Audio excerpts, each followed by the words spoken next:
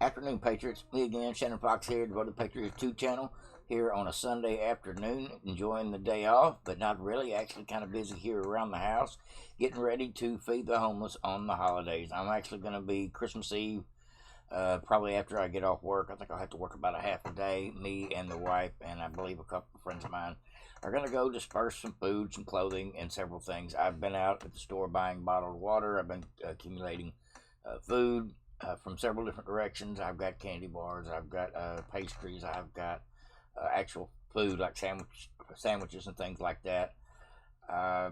So many different things, tons and tons of bags of chips, things that I just seem to run across in the last couple of days, couple of weeks. Put the word out. I'm trying to take care of the homeless over Christmas. I'm trying to feed between 20 and 30 people, just as much stuff as we can accumulate. My wife is now at this moment going through the closets, getting all the extra t-shirts and stuff that we have that we just never wear out for somebody that will actually appreciate them in some place besides a bedroom drawer. So it feels great to be able to share. I tend to do this every year. This is my third year of doing this. I want to try to do it live when I do it, if everybody's in agreement with it. And it may be a little bumpy or whatever, but I'm going to try to do it live and see how long it takes us to go pass out at least 20 bags of water, food, toiletries, clothing, including socks and things of that nature. Just something to try to get my blessings at Christmas time. Trying to show some people that they're not forgotten. That's what I got for you today, folks, about what I'm doing on a Sunday. But let's go ahead and get into something very entertaining as well. Everybody that listens to my channel probably knows who Tom McDonald is. He may not be your cup of tea. I love the guy. I think he's great. I think he is one of a kind when it comes to the music industry.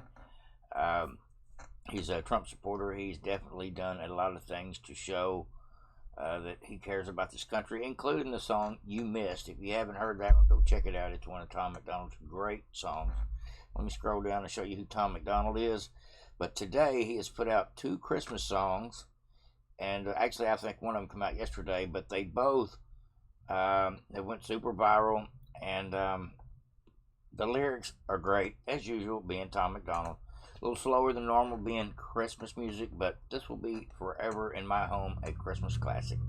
Hopefully you and your family or any of your loved ones that you actually get to spend any time with over the holidays will hopefully be listening to some Christmas music, maybe watching some Christmas movies, trying to get in the festive season.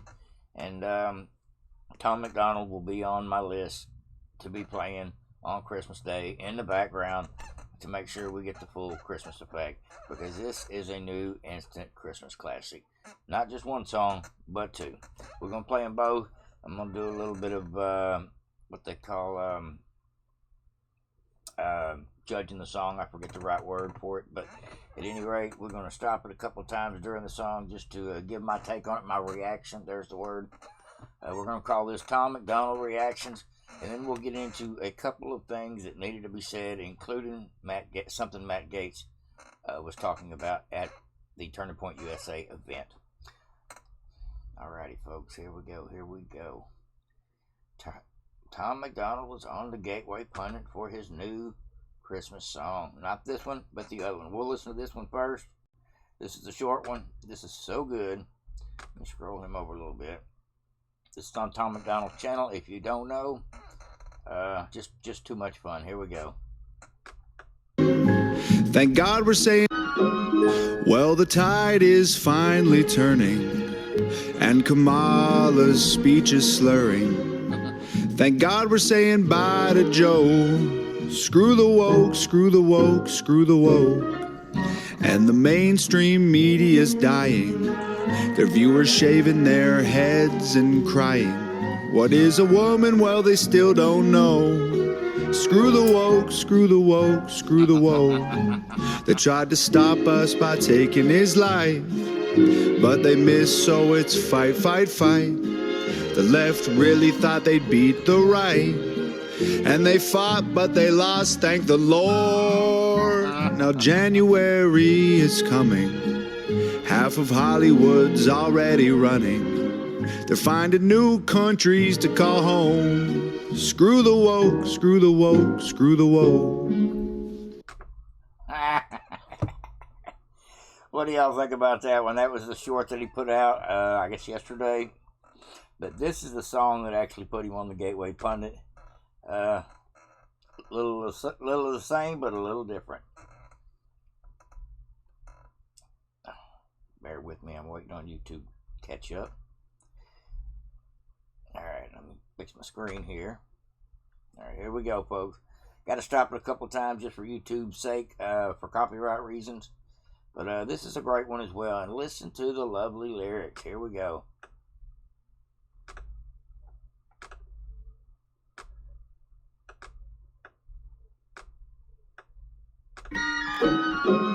Well, the tide is finally turning, and Kamala's speech is slurring. Thank God we're saying bye to Joe. Screw the woke, screw the woke, screw the woke. And the mainstream media's dying, their viewers shaving their heads and crying. What is a woman? Well, they still don't know. Screw the woke, screw the woke, screw the woke. They tried to stop us by taking his life, but they missed, so it's fight, fight, fight. This is so good, folks. I cannot tell you how much I like this song. This is so good. It tells the story of what's happened in 2024. And it's been a monumental year. I cannot even tell you how many times I've said breaking news, something crazy has happened in the news today. Just this year alone, it's crazy, folks. The things we've been through, but we're actually starting to see the light at the end of the tunnel, folks. We're coming to a new place where we all need to be, in a country that's not broken. And Trump and his team are going to make it happen. And I see it, I feel it, and I have hope. And I got what I wanted for Christmas, which was a little early in November. The left really thought they'd beat the right, and they fought, but they lost, thank the Lord. Now January is coming. Half of Hollywood's already running. They're finding new countries to call home. Screw the woke, screw the woke, screw the woke.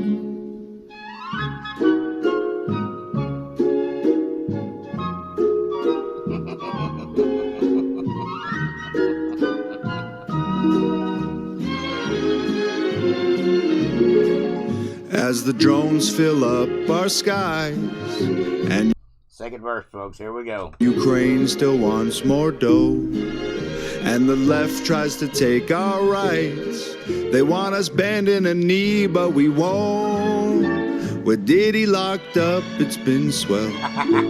And Epstein didn't kill himself. Oh, he just went there, folks. Ooh, he went there with Diddy and the Epstein. Hunter smoking crack with ho-ho-hos. Screw the woke, screw the woke, screw the woke.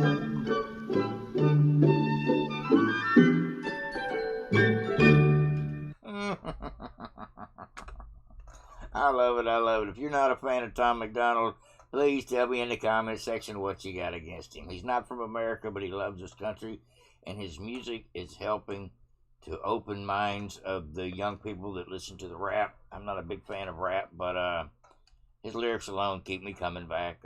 Go check him out if you don't know who Tom McDonald is. If you do, he's got some good music, including a couple of new Christmas songs. I love it, I love it. All right, folks, let's get into a little bit of news. Not really news, but speculation as to what Matt Gaetz is going to do next. Now, Sundays are kind of slow usually for the news cycle, but this Turning Point Action event has been going on. Trump spoke today. I think he was the last guest of the day. This thing's been going on for 4 days. There was approximately 60 speakers there. It has been off the chain. Tom Homan spoke this morning, and he said some stuff. I'm not even going to lie to you. That was a good one. Go check that out, Tom Homan. But before I forget and get into this Matt Gaetz clip, if you're still sticking around, at 5 o'clock today, here in a couple of hours, I will be on Dave, Not and Callie's channel. If you don't know Dave, go check him out. I'll be over there with Dave, and no telling who else will be a guest on the show as well. Just some of my great friends in this podcast arena here on YouTube. But like I said, please come join us. Dave, Not and Callie is the channel. If you don't know, I'll be over there here in a couple of hours, if not sooner than that, depending on when you see the video. 5 p.m. Alright, let's get into Matt Gaetz and a couple more clips before I get out of here. Got lots to do today to try to sort stuff for the homeless, getting it ready to go. DOJ must change. It must end weaponization of our government. It must facilitate rather than frustrate the largest deportation in American history. It must stop the unlawful surveillance of our fellow Americans. And it must punish the companies involved in the transport, manufacturing, and distribution of fentanyl. And most importantly, on day one, the Department of Justice has to be ready to pardon the non-violent January 6th defendants who were abused by a two-tier justice system. Pam will do these things. We must get her confirmed, and as we look at these Senate confirmations, I must say, I think I moved the Overton window just a bit. The Senate must confirm Tulsi Gabbard and RFK Jr., and perhaps most importantly, my good friend for the next FBI director, Kash Patel. I agree, and I think we will get most of those through. Rand Paul told me he's in one of the committees in the Senate, and it shouldn't be a problem once they get confirmed in the House that he will be able to push a large amount of these people through his committee in the Senate as well. He said he has no problem with even one of Trump's picks. He said he couldn't have done a better job of picking cabinet members, and that's encouraging. All right, folks, got a couple more little short clips here for you. Actually, how about just, we'll do 2 more. Do like me some Tom McDonald. Never get tired of his stuff, especially since he activates people in politics. Now, this here is probably the only Democrat worth listening to at this point. The only one that is just not off the deep end crazy. Now, RFK, I don't know if he still considers himself a Democrat or not. He's somewhat sensible. But I'm talking about John Fetterman here.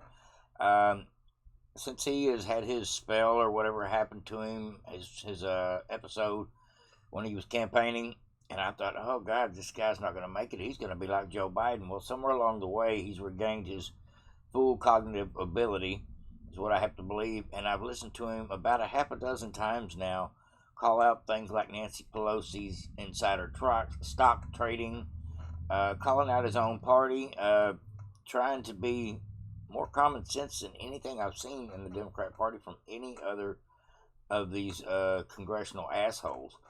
I'm starting to like John Fetterman. I'm not going to lie to you. He started out sounding like a socialist, and I believe that was his wife backing him.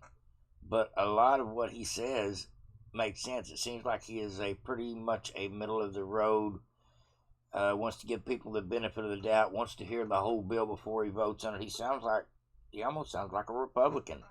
And at the rate he's going, he'll be ostracized from his party just for having the balls to think for himself and speak about it out loud, even against his own party's best interest. I love that. I like to see that from anybody, from any party. If you stand on your moral fortitude, I'm not mad at you about it, no matter where you stand, especially if it's something that is just and right, including being fair to Trump's picks. Now, this is ABC's asshole Jonathan Karl, who hates Trump, writes books about hating on Trump. He actually wrote 2 or 3 books now about the insurrection and all this crap. This guy is making a $10 or $15 million a year to hate Trump on ABC, and he's one of the worst. Him and Stephanopoulos were cohorts in crime when it comes to telling lies about Trump. But here, Jonathan Karl tries to put John Fetterman in a position because of some of the comments he's made about Trump, and this is probably the best statement I've heard come out of John Fetterman's mouth involving the thing. And I actually listened to the full interview.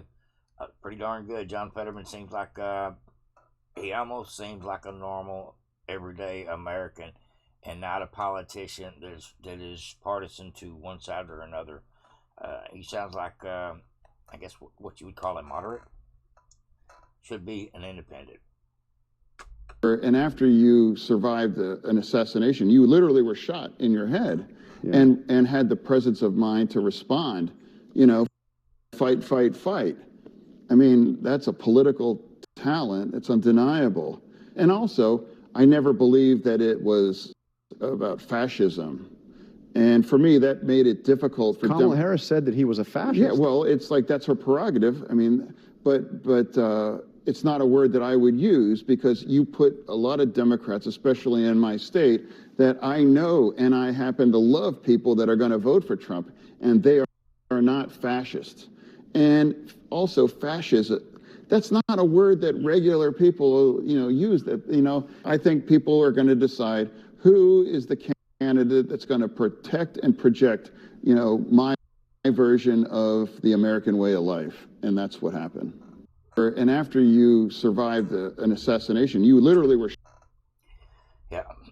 So somebody called Trump a fascist. Somebody else called him a liar, a crook, a Nazi, a womanizer, a felon. He's been called everything in the book. That doesn't make him that person, because the media portrayed him as that. And I'm glad to see John Fetterman is able to make no bones about it. Tell Jonathan Karl just right quick. All these derogatory terms, not helping. And if you put everybody into one basket and calling them a name like a fascist, you're really kind of ostracizing half the country, because some of those people don't have, if not all of those people, don't have a fascist bone in their body. Most people don't even know what you're saying when you call them a fascist. Most people couldn't tell you the definition of a fascist. Just a crazy place we're in. I'm glad to see we may have some Democrats like John Fetterman willing to vote on some of the bills that we're going to need to pass over the next couple of years. Hopefully he's going to help confirm a lot of these hard to get through Trump cabinet picks. Hopefully John Fetterman doesn't let his party influence his ability to make his own choices. That's what I'm hoping for. That's what it looks like so far. He's doing a great job standing up to his own party and speaking his mind, almost like a America First Republican. Kind of strange that way. Times are changing, folks. Hopefully everybody's gonna have a great Christmas. I know some of your missing loved ones don't have opportunities to go see them for one reason or another, logistics or whatever the case may be. The ones you can, I try to reach out to all my family on Christmas. I get on Facebook and just tell everybody Merry Christmas. Get on my phone, go through my contacts, and do the same, and just try not to forget it. Not a single person that means something to me in life. Just let them know. Hope you're enjoying your day. Wish them all a Merry Christmas. And I want to do the same with y'all. Probably every day this week, I'll tell you. Hope everybody has a wonderful holiday and a Merry Christmas. This will be the last clip of the day, folks. This is MSNBC Forced to Tell the Truth. Now, I have not seen this clip, but I'm under the impression it's hilarious. So let's watch it together. Sometimes I like to do them fresh for the first time with y'all, kind of share them out. They have that fear now. I think in 2016 there was such shock that most people thought this was temporary. It was like a burst of extreme, insanity if you didn't like it, or extreme victory for a period of time if you did. And people thought that it would die down and would go away. I think now people realize that actually the second time that Donald Trump has gone back into the White House will be a sign that the entire zeitgeist of the country is shifting. This is becoming normalized. The whole way we imagine politics is changing. And populism is no longer a dirty word at all. Right. And that's going to be there for a long time. That's well, right. And I also think that he's very transactional. He's shown himself to be very transactional. CEOs can be very transactional too. They are very transactional. That's by their very nature. So why not be, cozy up to this guy and get what you want, and then, be done and not have him be on your bad side. But that's it. Even if you don't get what you want, at least go down there so you're not his target. Exactly. Because if you're his target, he's going to make life miserable for you because he enjoys it too much. Oh, my God. Oh, the last of it got me. I love it. Lefty's trying to figure out what we're going to do. He won. We don't know. How to deal with this? Do we capitulate? Do we pretend to be his friend? Do we try to understand some of his policies and points of view and come around to a normal way of thinking? I don't think so. But the left is finally, slowly starting to come to grips with the fact that they've lost, and the new boss is back, no matter what you think. We don't care about your feelings at this point. We went through 4 years of miserable government waiting on this to happen. Now it's our turn again to be in control and get things done that are actually productive for the American people. And I can't wait. And hopefully that includes deportation, incarceration, and so many things that need to be done to some of these people that have wronged our country. And I'll just leave it at that. Like, subscribe, and share. Devoted Patriots. Happy holidays, everybody. I'll be on the Dave, Not and Callie show here in a couple of hours. So come check us out, 5 p.m. Central Time.